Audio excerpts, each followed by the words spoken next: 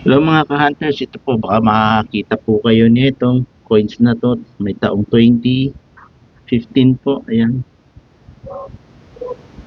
Dice 3, 2015. Ayan. Ito po yung tinatawag na frosted po. Frosted na coin. Ayan. Ayan, makikita nyo po yung mga maputi-puti pag iniikot nyo yung coins. Ayan.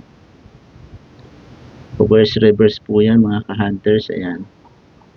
Nakikita po natin yan. Hindi dahil po sa sinag ng araw o sa liwanag ng ilaw ay nagkakaganyan. Ganyan po talaga yan. Mas lalong makintab po pag tinapat nyo mismo sa araw, sa mas maliwanag. Oh, ayan.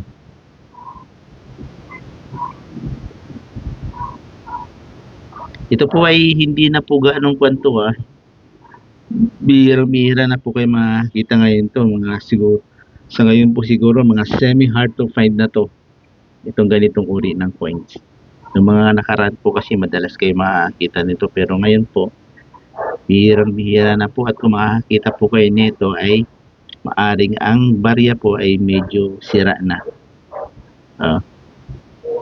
Kagaya nitong hawak ko, ayan, medyo na po siya, marami na po siyang gas-gas damage. O ayan po, konting kaalaman po, at kung meron kayo nito, sige, palitan po natin ng 300. Send ko sa Gcash po. Okay, maraming pong salamat sa inyo mga ka-hunters. Maraming pong salamat, at God bless you po sa inyong lahat. Bye-bye po.